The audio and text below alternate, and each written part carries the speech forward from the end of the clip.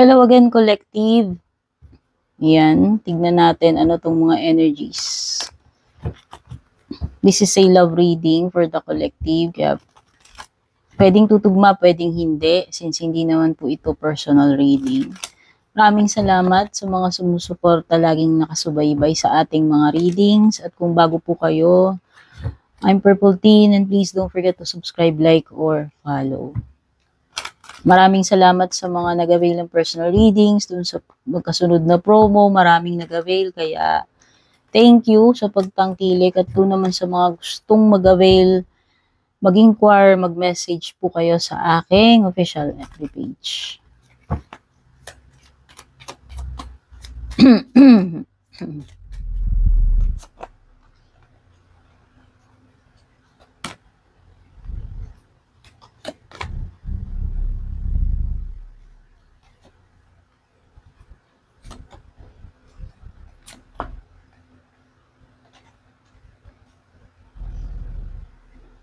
Try natin pagkasyahin yung card sa screen. Yan.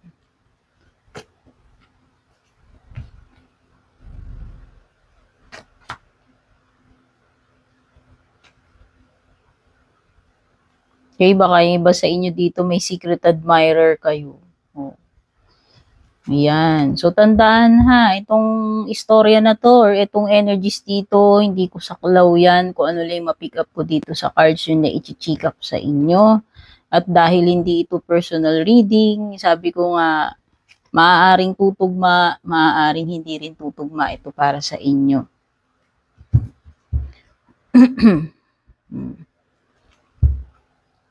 So, itong person na to mukhang may pagsisisi. Sisisi siya dun sa mga nagawa niya sa yung kasalanan or mali.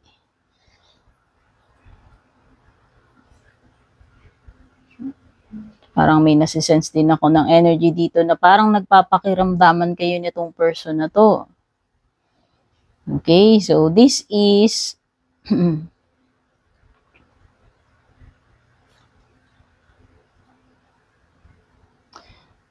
So, pwedeng itong person na to, ayan, di ko alam kung sino sa inyo yung nakikiramdam, pero parang may energy na nakikiramdam dito. In the past. Lately, parang ano kayo. Nagpapakiramdaman kayo sa isa't isa. No? So, ang nafe-feel ko, pwedeng wala pa kayong official na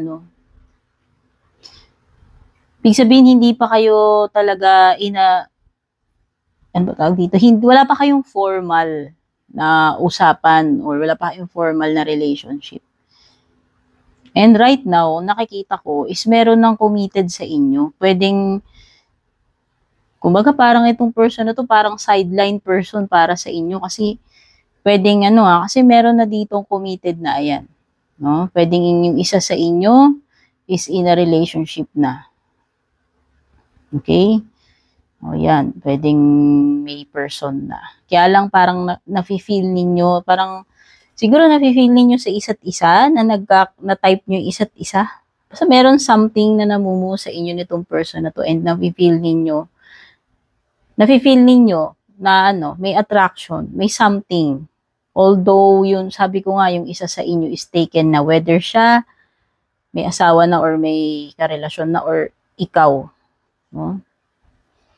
Pero parang nafe-feel ko dito, andun yung thrill, andun yung feeling na gusto niya or gusto mo i-explore yung mga possibilities dito sa connection na to.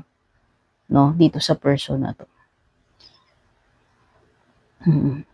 Ang problema kasi dito, yun na nga, in a relationship na yung isa sa inyo. So, sabihin na natin na may kalaban. Siyempre, kung sino yung legal na jowa or kung sino yung asawa, kung may asawa man yan isa sa inyo. So, yun yung pinaka-conflict. Yun yung pinaka-problema ninyo. Pero yun na nga, parang may something na nafe-feel ninyo sa isa't isa, although nagpapakiramdaman lang kayo, wala pa kayong official na wala pang official na aminan. Pero yun nga. No? Nasisense nyo yung isa't isa na may gusto. May gusto ka, and then siya, may gusto rin siya sa'yo. Mm. So, ikaw talaga, pwedeng ikaw, nung una pa lang with this person, pwedeng crush mo na siya talaga. No? So, pwedeng ikaw, mas pwedeng antimano na ikaw talaga pwedeng may gusto ka na sa kanya o type mo na siya, crush mo na siya. No? So, pwedeng gano'n. Nung umpisa pa lang na meron ka nang nafe-feel na kilig factor dito sa person na to. Yan. Ano pa? Tapos ang ano dito, dahil nga meron siyang legal na karelasyon. No, yung sabihin yung urig, jowa man yun or asawa. Eh, parang nung una, parang mag-ano-ano lang kayo, yung, uy, casual na usapan lang, hanggang parang dumating sa point na nag-chat-chat-chat na kayo sa FB, yan, yung mga ganyan. Parang namuo, parang doon namuo.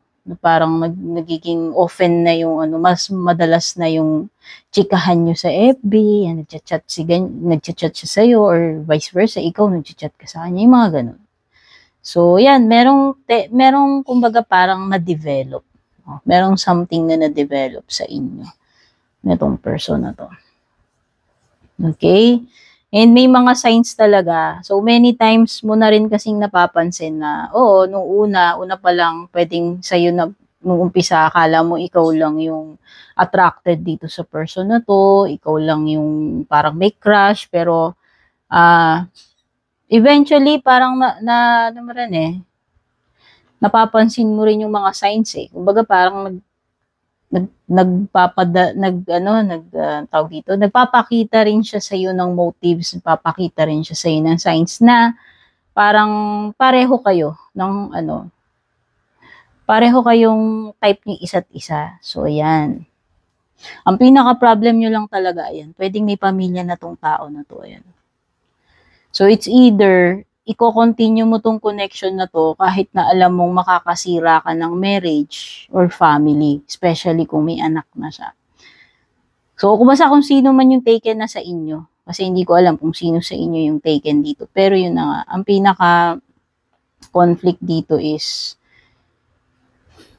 yung person niya, of course, kasi kung halimbawa siya yung taken na or siya yung may asawa na, basta kung sino dito yung na committed na or married na, yun yung syempre yung main partner nila, yung legal, yun yung magiging kalaban ninyo. And ang pinaka-konsensya mo, yung makakasira ka ng family.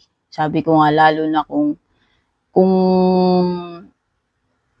kasal na siya or siya naman yung makakasira sa family mo, ikaw naman yung taken na or may asawa na. Okay? And, yun, siguro parang yun din yung nagbibigay sa iyo ng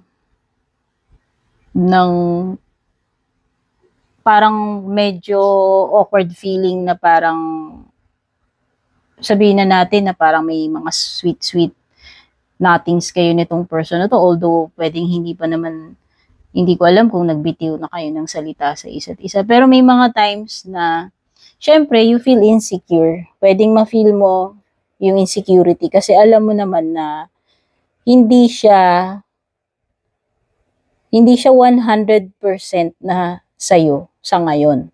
No? Kasi nga pwedeng siya ay committed sa iba. No? Yun lang. So, kumbaga, ang pupuntahan neto, this relationship or this connection is parang nandun yung thrill, nandun yung adventure, nandun yung mga kilig factor, pero hindi siya walang guarantee if magiging secured ka dito sa relationship na to. So, yun yung nakikita kong pupuntahan nito.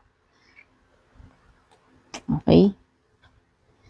So, ayan, ito yung mga na-pick up kong energies dito sa ating collective love reading. Kung nagustuhan nyo, don't forget to like and share this reading. At kita-kits sa ating next reading. Take care, babush!